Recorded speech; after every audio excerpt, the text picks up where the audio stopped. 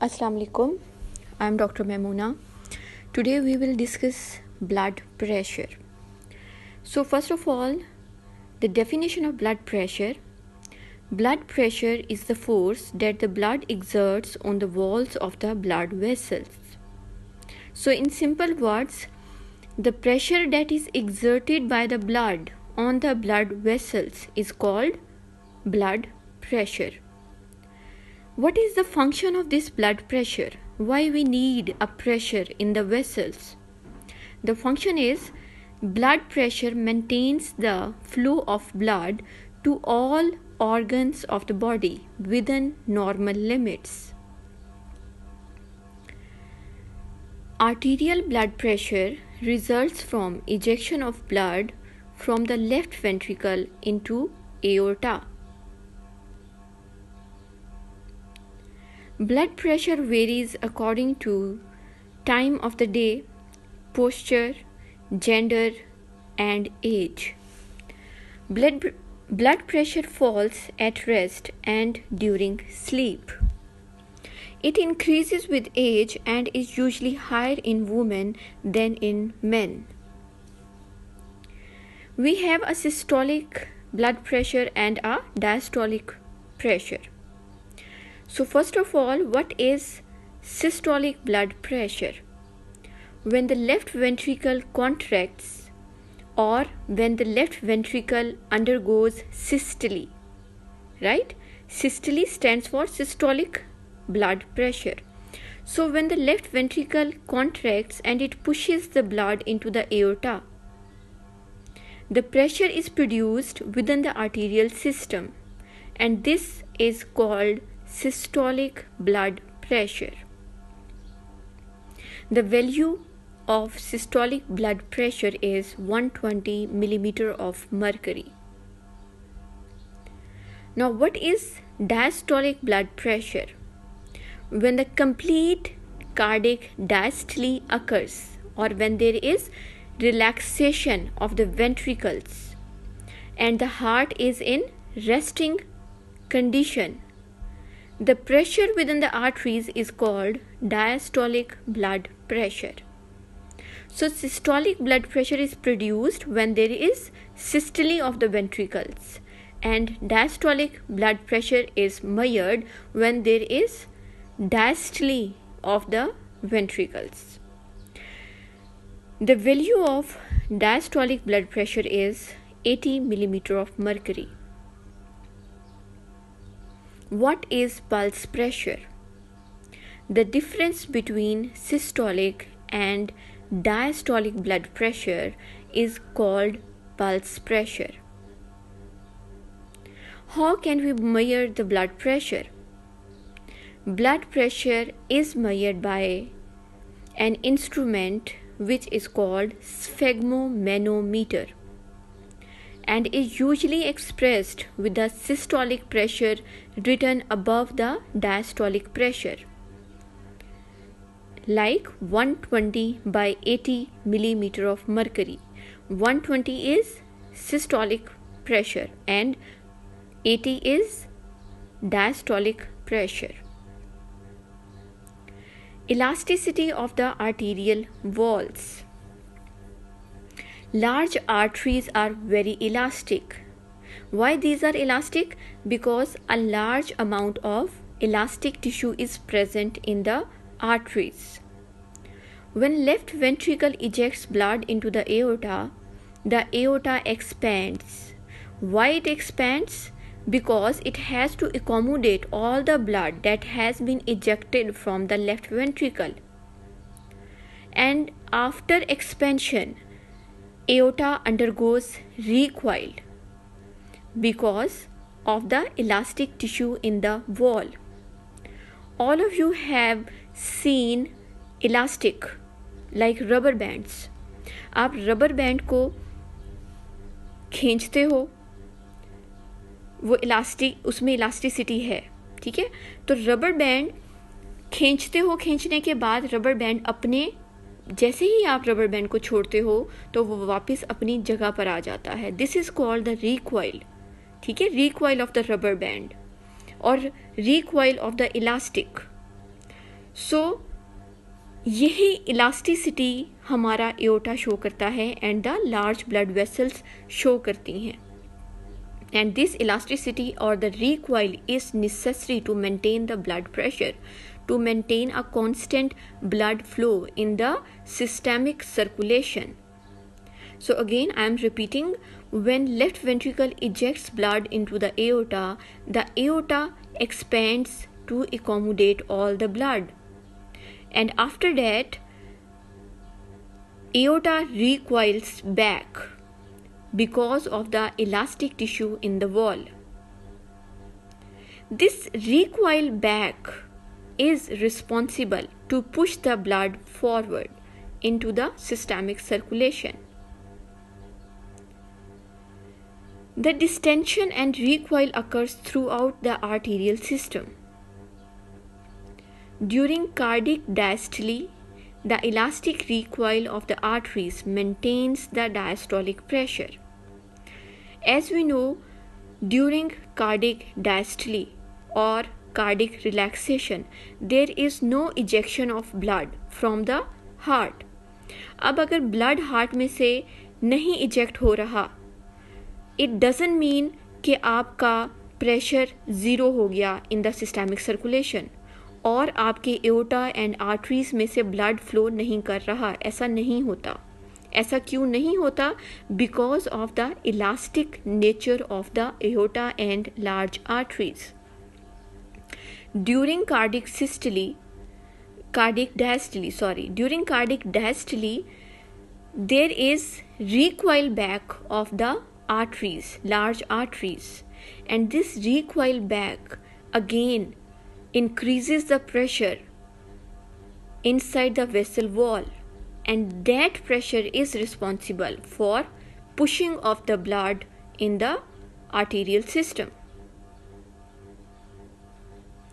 Now the factors which determines the blood pressure, और वो factors जिनके ऊपर blood pressure depend करता है. Blood pressure depends upon two things. Number one is cardiac output and other one is peripheral resistance. So the formula of blood pressure is equal to cardiac output multiplied by peripheral resistance.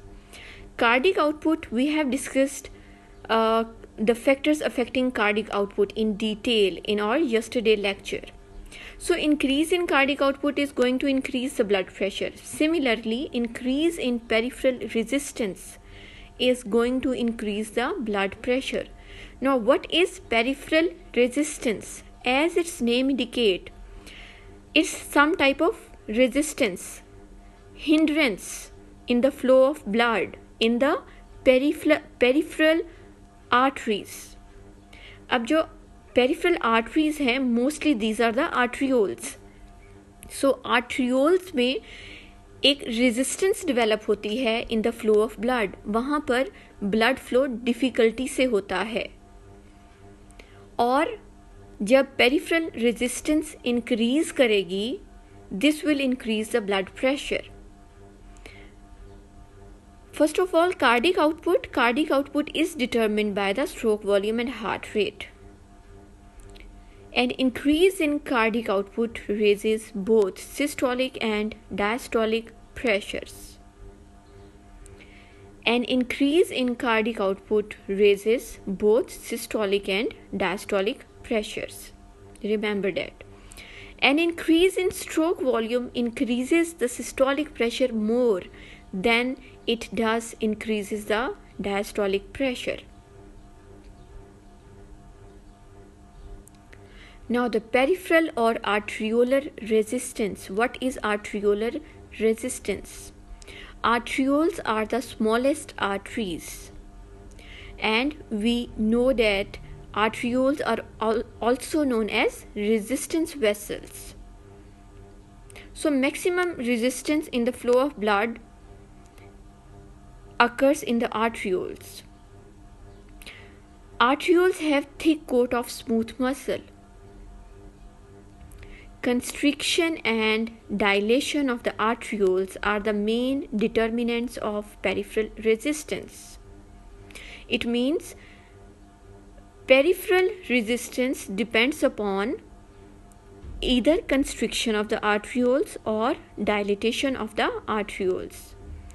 Vasoconstriction, vaso means vessels and constriction mean diameter का कम हो जाना. Vasoconstriction causes blood pressure to rise. क्यों blood pressure rise करता है? Because vasoconstriction से diameter कम हुआ, blood flow, forward blood flow into the capillaries कम हो गया, and this vasoconstriction results in increase in the blood pressure, while vasodilatation causes it to fall. Vasodilatation अगर arterioles की होगी तो blood pressure fall कर जाएगा, because blood easily flow कर जाएगा into the capillaries and then into the veins.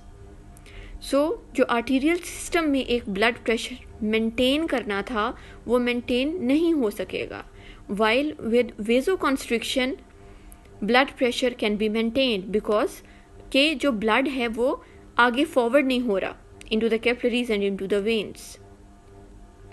In old people, elastic fibers become fibrous. So there is replacement of elastic fibers with the fibrous tissue. जब elasticity of the vessel ख़त्म हो जाएगी तो elastic recoil नहीं होगा और जो vessels हैं वो stiff हो जाएंगी. And this stiffness of the blood vessels in old age results in increase in the blood pressure. So you must know why there is increase in blood pressure in old age, because there is loss of elastic tissue and elastic tissue is replaced by the fibrous tissue, which results in increase in the blood pressure. What is autoregulation? Autoregulation is that there are many organs in the body that can control their own blood flow and blood pressure. This property is called autoregulation. अब इस autoregulation की importance क्या है? इसकी importance ये है कि it protects the tissues against swings in systemic pressure. इसका मतलब ये हुआ कि जब आपका blood pressure इंक्रीज़ करता है, किसी पेशेंट का ब्लड प्रेशर इंक्रीज़ करता है, सिस्टेमिक ब्लड प्रेशर इंक्रीज़ करता है, that increase in blood pressure can harm the organs. अब वो कैसे हार्म कर सकता है? It could be increase in blood pressure और decrease in blood pressure. In either way there is harm to the organs. No कैसे harm होता है या ऑर्गन्स कैसे इफ़ेक्ट होते हैं विद हाई ब्लड प्रेशर? अगर ब्लड प्रेशर रेज हो जाएगा तो ऑर्गन का ब्लड फ्लो इंक्रीज़ कर जाएगा, ऑर्गन्स में ब्लड प्रेशर इंक्रीज़ कर जाएगा, और जब ब्लड प्रेशर इंक्रीज़ करेगा there are chances of rupture of the blood vessels in the organs. और अगर सिस्टेमिक ब्लड प्रेशर डिक्रीज़ कर रहा है, फॉल कर रहा है, तो ब्लड फ्लो ऑर्गन्स को नहीं मिलेगा. जब ब्लड नहीं मिलेगा ऑर्गन्स को तो क्या होगा? हाइपोक्सिया होगा, इस्कीमिया होगा, टिश्यू डेथ हो जाएगी, उस ऑर्गन की डेथ हो जाएगी. So this mechanism of autoregulation is extremely important for the control of blood flow and blood pressure of the organs. And it is very important, autoregulation is very important, or it plays a very important role in maintaining the blood flow to the kidneys and brain. Next is control of blood pressure. How our body controls blood pressure within its normal range.